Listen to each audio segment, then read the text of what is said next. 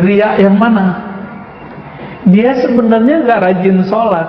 Kalau sholat tuh ngebut, tapi kalau di masjid itu bisa lama.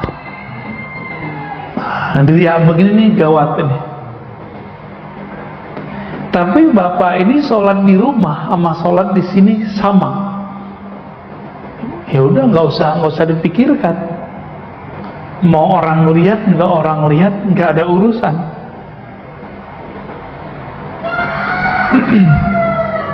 Jadi yang nomor 3, riya yang mana? Dia menzahirkan sesuatu yang bukan dirinya. Itu yang disebut munafik bermuka dua. Munafik itu kan bahasa Arab. Itu artinya binatang yang masuk ke satu lubang, tapi dia keluar lewat lubang yang lain. Jadi orang ini punya dua karakter. Kalau ketemu yang ini nanti karakternya apa, ketemu yang lain karakternya berubah. Ya. Kalau kita baca Quran agak keras sedikit atau berzikir subhanallah agak keras sedikit, ada bisikan nggak Pak di hati? Kencengin dong biar kedengeran sama orang gitu. Nah, Bapak sadar ya? Berarti kita bisa berdialog sama diri kita sendiri dan bisa berdebat. Kata-kata hati, kamu gak usah perhatiin orang, biarkan saja orang itu, benar gak? Nah, ini yang masih lemah nih, kekuatan yang ngomong itu masih lemah. Yang masih kencang yang mana? Yang bilang, baca dong depan orang, ya. Biar kelihatan soleh. Tapi ingat juga, ada riya yang tampak, ada riya yang tidak tampak.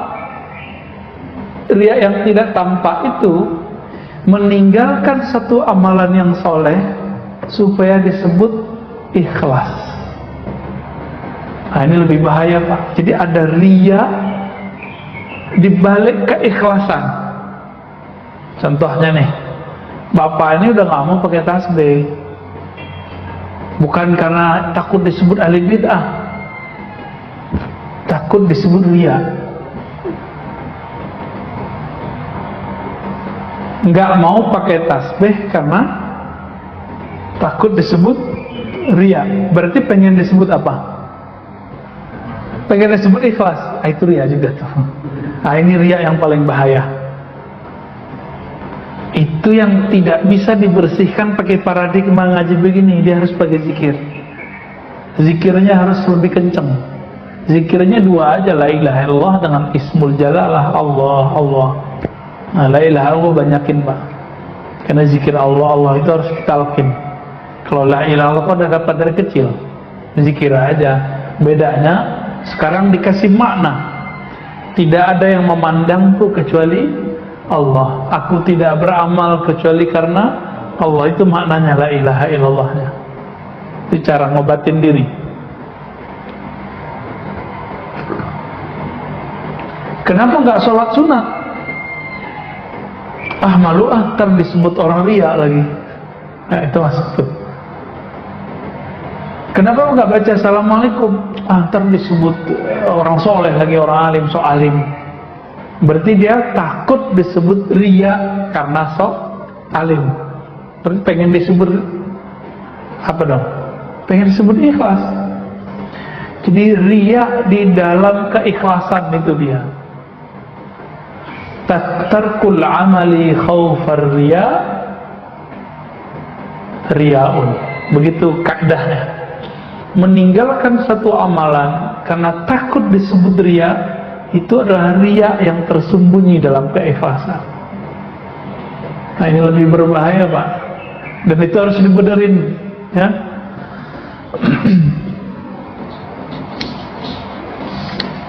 Nah, kalau lagi puasa apa riyanya? Lemesin badan, ya. Lemes nih, nggak sahur. Orang awam mengira kalau puasa nggak sahur tuh hebat. Tapi Nabi, menurut Nabi hebat gak? Apa kata Nabi? Al-farqu bainana wa baina siyami ahli kitab as-sahur. perbedaan puasa kita dengan puasa ahli kitab itu sahur. Itu bedanya. Jadi nggak keren Pak, orang nggak sahur hebat, nggak ada urusan. Justru yang hebat itu yang sahur.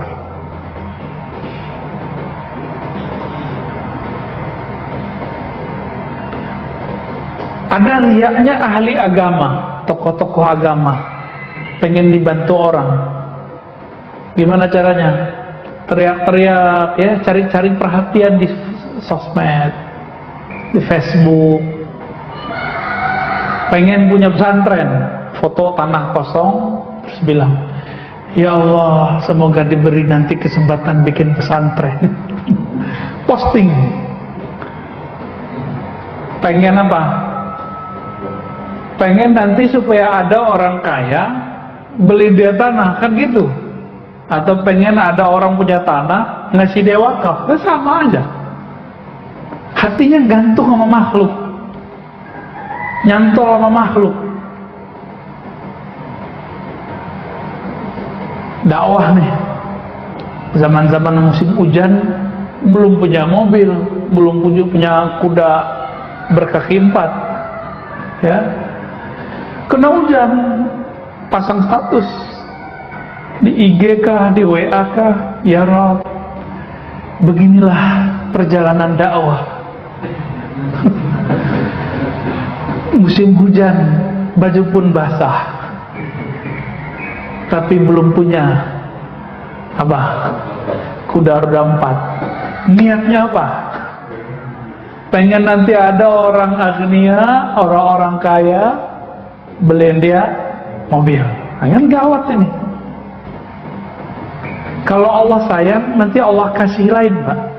Allah kalau sayang, maka si orang soleh ini akan diuji oleh orang-orang kaya itu. Tahu-tahu ada yang dia nggak ngomong apa-apa, si orang soleh ini ujian hatinya ini si ria atau enggak. Dia dakwah biasa, pakai motor kah, pakai apa kah, jalan kaki kah, nggak ada pasang-pasang status. Itu banyak nih kiai-kiai ini uji dengan itu. Teman-teman saya para hufaz, para kiai, para tuan guru muda-muda itu kan belum mapan semua Pak rata-rata. Nah ini ujiannya sama. Tiba-tiba ada orang kaya datang, Ustadz tinggal di mana? Oh saya ngontrak di situ. Oh ntar bulan depan kalau ada ini saya beliin rumah. Wah ini kalam-kalam yang betul-betul ujian Pak. Oh Ustadz pakai motor ya, nanti saya beliin mobil. Nanti, nah ini ujian dia nih. Orang kalau udah ngomong begini, jangan pernah percaya. Ini kepada aktivis keagamaan nih, kiai kah, ustadz kah, santri kah, jangan pernah percaya. Itu ujian sengaja Allah kirim. Biasanya mau ditunggu sampai kapan aja itu nggak ada datang. Biasanya kalau Allah lagi nguji. Tapi kalau Allah ingin kasih istidraj, zahirnya nikmat, batinnya adalah jebakan, itu langsung dikasih Pak. Itu berarti Allah nggak sayang sama orang ini. Tapi kalau Allah sayang sama orang ini, diselamatin hatinya. Ditunggu sekian bulan, bahkan setahun nggak ada tuh orang tuh datang. Ya dulu kiai saya juga cerita gitu. Bangun rumah dinas untuk para dosen, para ustadz, ya, untuk Mahat Ali ini kan sebatas setara dengan kampus S1. Maka dibangunkanlah rumah dosen. Berkalalah seorang agnia, orang kaya nih, konglomerat, bikin hati melarat. Apa kata dia? Tat, tenang Tat, ini rumah berapa duitnya? Zaman-zaman itu masih 250 juta. Zaman itu tahun 2006, itu udah dapat 2 tingkat tanpa tanah Pak ya. Ditunggu-tunggu sama beliau 2 tahun, la kalam wala salam. Sesekali beliau sapa assalamualaikum, nggak bilang apa-apa, rumah udah jadi. Sama kontraktor udah utang. Itu ujian kiai saya tuh. Akhirnya beliau belajar juga di situ, nggak boleh gantung sama orang, nggak boleh. Teman saya ngeredit rumah, datang orang kaya, Hafiz Ustadz, saya lihat beliau sangat tulus kalau ngajar. Nggak tahu isi hatinya ya, cuma kan kelihatan penangan kita begitu. Karena ada seorang ibu-ibu kan gampang ternyuh ngelihat Ustadz ini berjuang. Ustadz, ini rumah masih kredit ya? Oh iya, nanti saya bayarin Ustadz, berapa bulan lagi, berapa tahun lagi, nanti saya bayarin semua. Udah 3 tahun ditungguin nggak ada Pak. Ya, saya tepuk-tepuk orangnya, sabar ya. Kalau ada orang begitu, Allah sayang sama ente. Kalau Allah nggak sayang sama ente, ente dikasih. Nanti hatinya orang yang hafiz Quran, kiai ngajar sunnah, kiai punya pesantren, nggak lagi bergantung kepada Allah Samad, tapi bergantung kepada orang yang kaya konglomerat itu.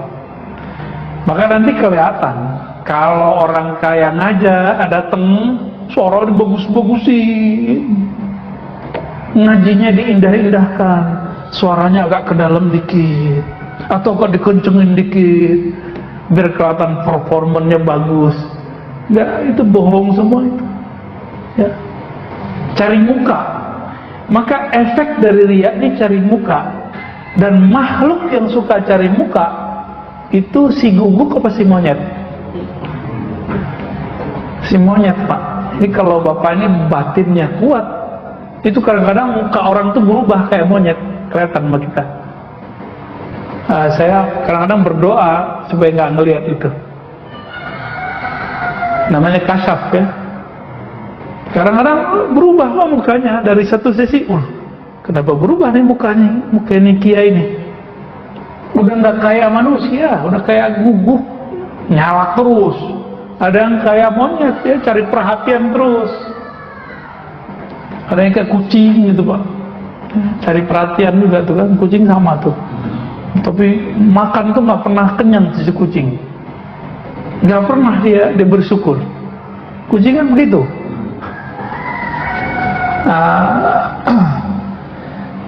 Jadi orang riya itu, masih ingat karakter sisi manusia ada 4 ya. Sisi hewan ternak masih ingat, hewan buas, apalagi sisi setan, sisi malaikat.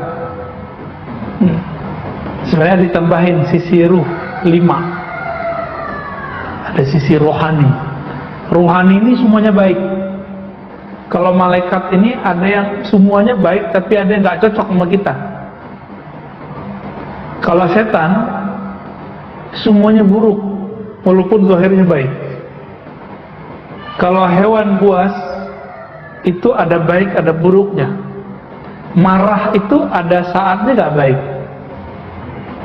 ada saatnya buruk. Apalagi sisi hewani. Hewan yang mana nih? Biasanya hewan-hewan yang ternak ini. Jadi orang riya ini turun pangkat dia. Kalau nggak buas, kalau nggak ya ceramah nih. Ini sekarang kan lagi rame. Ini mohon maaf, saya secara fikih agak sedikit berbeda pemahaman dengan beberapa pergerakan. Ya mohon maaf. Ini bukan karena kita kenapa-kenapa. Ini bukan persoalan liberal gak liberal. Ini masalah paradigma memahami fikih. Ada orang berceramah bulan puasa, ayo kita tutup rumah makan. Ini kemungkaran. Ada yang nggak Pak tutup rumah makan, tapi Indomaret dibuka? Ada nggak? Lebih ngiler ngelihat air dingin di kulkas atau melihat rumah makan warteg-warteg? Dan di dunia ini, di Jakarta aja yang mayoritas Islam, itu ada nggak orang yang nggak puasa? Anak kecil kah? Perempuan haid kah? Orang sakit? Musafir? Orang kafir? Non-muslim? Mereka kan nggak puasa. Terus kalau ada rumah makan ditutup, mereka mau makan di mana? Apalagi orang-orang di perkotaan punya tradisi tidak memasak. Benar nggak? Jadi orang ini ada cara berpikir fikihnya nggak jelas, lalu dipakai ketidakjelasan itu dalam bab amar ma'ruf nahi mungkar supaya disebut ustadz ahli nahi mungkar. Kalau ceramah tuh berapi-api, kita tutup supaya disebut ustadz yang tegas, kalem-kalemnya, masya Allah. Tapi niat di hatinya apa? Pengen disebut ustadz ahli nahi mungkar. Bagus menjadi ustadz nahi mungkar, bagus. Tapi kalau terbesit di hati pengen disebut ustadz ahli nahi mungkar, ini riya juga. Tegas galak biar disebut ustadz tegas, sama aja. Dan ini wasiat untuk diri saya sendiri dan untuk para dai. Sekarang ada satu penyakit yang dijadikan sebagai sebuah pakaian atau karakter bagi para pendakwah. Padahal itu bukan miliknya dai, tapi itu miliknya artis. Apa itu? Branding diri. Branding itu ilmu apa, Pak? Ilmu dakwah apa ilmu marketing? Ya marketing. Emang orang dakwah jualan? Jadi sekarang orang nge-branding dirinya, Ustadz cinta lah, dulu ada muncul ya. Ustadz apa lagi? Ada ustadz dengan gaya tertentu, gelar-gelar tertentu, sebutan-sebutan tertentu, baju-baju tertentu. Kalau pengen misalnya biar ini niatnya supaya orang fokus, boleh. Warna tertentu, silakan. Kalau niatnya ingin membuat suasana baru, nggak apa-apa. Tapi kalau ingin populer dengan nama itu, dengan karakter itu, ini bagian dari riya. Orang yang riya itu, jika amalnya amal agama, dia dapat apa yang dia niatkan di dunia, tapi habata ajruhu, begitu disebutkan ya. Tapi amalnya gugur semua. Ya paling-paling nanti dia akan dikenal sebagai Ustadz Fulan, Ustadz A, Ustadz B, Ustadz Amar Ma'ruf. Kalau ini Ustadz Nahi Mungkar, Ustadz Serbanan, Ustadz Habiban. Pengen disebut dengan gaya-gaya begitu. Bapak itu menghormati orang dengan pakaian atau dengan ilmu yang ada di dadanya? Awal-awalnya pakaian, bener ya? Biasanya perbedaan ustadz dengan gak ustadz kan, kalau biasa ustadz bawa gini, ya gak? Ya, bener gak? Tapi kalau dia berkalam, wah kayaknya bukan ustadz deh, bisa jadi kan? Wah kayaknya gak cocok deh, bisa begitu kan? Berarti orang hebat gak hebat bukan karena dia punya. Maka kita kasih tahu kepada diri saya sendiri dan para pendakwah, jangan sibuk dengan performan penampilan zahir. Ya. Aslih qalbak, perbaiki itu kolbu. Kalau udah bener kolbunya, apapun penampilannya nggak mesti begini, nggak mesti pakai kopiah, pasti kalamnya enak didengar. Ya. Maka kebalikan dari orang-orang sok ikhlas tapi riya ini, ada namanya kelompok malamatiyah. Pernah dengar malamatiyah? Malamatiyah ini dari kata lama yalumu, orang yang tidak pernah menyimpan keburukan dalam dirinya, niat buruk. Dia niatnya pengen terkenal, tapi dengan penampilan religius, beramal ukhrawi untuk popularitas diri. Dia nggak ada itu. Dia orang malamatiyah. Tetapi walaupun di kolbunya tidak ada kebusukan, kekotoran, dia tidak pernah menampilkan kebaikan. Nah itu orang malamatiyah. Ini kebalikan dari riya. Nah, ini agak berat Pak. Orang begini gak banyak di dunia. Ya. Dan kita biasanya akan diuji terus sama orang begitu. Kadang-kadang ngerjain kita Pak, ngerjain lagi sholat di masjid, di depan dia berisik, Nah, biasanya ustadz-ustadz yang membrand dirinya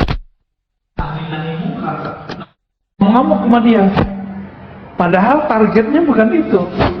Targetnya apa? Kita selama sholat ingat siapa? Ingat Allah atau merundel hatinya? Berisik amat, itu munafik di luar masjid tuh gitu. Lagi sholat hatinya memupuk kebencian. Ini hati-hati juga, tanda sholat gak khusyuk. Berarti Allahu Akbarnya palsu gak? Yang munafik siapa? Jadi kalau ini kejadian jangan terganggu, Pak. Mau di luarnya ada musik kenceng-kencengnya, kalau mengkolbunya khusyuk, di sini tetap khusyuk. Nanti bab nahi mungkar lain cerita. Ya, itu bab yang tersendiri. Ada babnya di sini. Nah, ada etikanya segala macam. Insya Allah nanti kita sampai di sana. Maka Bapak selamatkan Allah, ini sangat banyak tadi ya. Ria ini lebih berbahaya daripada penyakit-penyakit zahir, lebih bahaya daripada kejahilan, lebih bahaya dari semuanya itu. Nah, dia bibit kayak kanker yang nggak terlihat. Semakin besar amal seseorang, semakin banyak kuantitas amal seseorang, dia semakin gede. Semakin tinggi ilmu seseorang, dia akan semakin parah. Maka ini harus dibersihkan benar-benar. Dan Nabi menyebutnya dengan asyirkul khafi, syirik yang tersembunyi. Orang-orang beginilah yang disebut dalam hadis Nabi sebagai hadis penutup, bahwa Nabi SAW mengatakan nanti akan ada 3 golongan. Pertama ulama, yang kedua mujahid, ya. Yang ketiga orang yang bersedekah. Semuanya mengatakan kami beramal karena Allah, tapi Allah mengatakan kadzabta, kamu bohong. Ya. Yang berjihad ingin disebut orang yang berjihad. Ini gerakan-gerakan tahun-tahun sebelumnya kan bagus-bagus, ya. 2016 berapa tuh ya? Ngumpul 212. Terus teman kita posting, saya malu 10 tahun nanti jika tidak ikut aksi bela Quran, nanti anak cucu saya akan mempertanyakan, kemana Abi 10 tahun yang lalu? Quran dihina, Abi tidak. Maka dia mengatakan, saya karena malu nanti akan ditanyakan generasi berikut, saya ikut. Itu brainwash, Pak. Brainwash lewat sosmed. Dia mau bela Quran bener nggak? Tapi niatnya bener nggak? Nggak bener. Itu gerakan paling rapi. Nggak ada sampah, Pak. Rumput gak diinjek. Difoto sama teman kita, diposting. Inilah Islam itu indah dan bersih.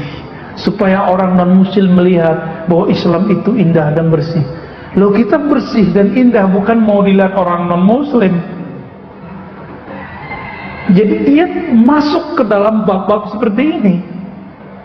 Bahaya nggak? Ini bahayanya. Posting dulu, ini kan viral dulu ya. Posting simbol tauhid. Ini bertauhid itu, beriman itu harus butuh perjuangan. Untuk apa berjuang? Berjuang aja, gak usah posting-posting. Ya, mau berjuang mau apa gak usah diposting. Kecuali antum fundraising lembaga zakat, atau pengurus masjid lagi fundraising, perlu kita foto, kita ngasih apa, tapi jangan norak juga ya. Jangan norak. Di salah satu lembaga zakat itu ada namanya Pak Parni Hadi. Itu marah, Pak, kalau ada orang mau fundraising terus eksploitasi orang susah. Di foto tuh orang-orang patah kaki, orang sakit, orang cancer, difoto terus kita ngasih duit. Itu penghinaan namanya, merendahkan dia. Kita mau mengambil duit orang-orang kaya, mengetuk hati orang kaya dengan mengeksploitasi yang menjadi aib orang ini. Fakir itu bagi orang aib nggak? Miskin, itu aib bagi mereka. Maka banyak orang-orang miskin sok kaya itu banyak, supaya nggak ketahuan miskinnya. Orang sakit tuh malu ketahuan sakitnya, kecuali dia mau cari perhatian biar dapat duit, itu lain cerita ya. Maka Bapak salamkan Allah, karena ini penyakit yang tidak terlihat, kita yang tahu bahwa kita punya penyakit ini atau tidak. Maka orang yang merasa dirinya tidak ria, saya curiga dia ada keriaan dalam dirinya. Maka tuduhlah kita setiap hari di dalam diri kita ada ria. Maka istighfarnya sudah naik pangkat, tidak hanya lagi dari dosa yang zahir, tapi istighfar berikut adalah istighfar dari dosa batin, dosa yang gak tampak. Jadi setiap hari Bapak salamkan Allah, coba biasakan 3 kali baca pagi sore, Astaghfirullah, ya Allah ampunkan dosa ria di hatiku, ya Allah ampunkan dosa sombong di hatiku, ya Allah ampuni dosa semua penyakit-penyakit hatiku. 3 kali Pak, minimal pagi, sore, pagi sore. Lebih afdol jika dibaca sebelum tidur. Lebih afdol lagi kalau ditambah ketika kita tahajud malam hari. Itu cepat sekali bersihnya. Jadi harus diistighfarkan. Itulah pembersihnya. Lalu kalau sudah diistighfarkan, dia harus diharumkan. Apa pengharumnya? Zikir qalbu. Maka dimanapun kita berguru, kalau ada ahli zikir qalbu, ambil zikirnya, pelajari. Zikir qalbu itu mata dipejam, lidah dikunci, mulut ditutup. Lalu yang berkalam cuma qalbu yang tadi punya penyakit ria, dilatih supaya dia menyebut nama Allah tidak merasa dipandang oleh makhluk, tapi yang mandang adalah Khalik. Jadi ria yang boleh itu ria kepada Allah, tapi nggak ada istilah begitu. Namanya ihsan, menyebut nama Allah dan meyakini Allah mendengar kita menyebut namanya, Allah melihat bahwa kita membaca namanya. Nah, ini baru namanya ihsan. Semoga kajian ini diridhoi oleh Allah. Semoga kajian ini bisa membimbing kita membersihkan diri saya pribadi dan kita yang hadir, kita mendengarkan. Amin ya rabbal alamin. Wassallallahu ala nabiyina Muhammad, subhanakallahumma wa bihamdika, asyhadu an la ilaha illa anta, astaghfiruka wa atubu ilaik. Mohon maaf lahir batin. Assalamualaikum warahmatullahi wabarakatuh.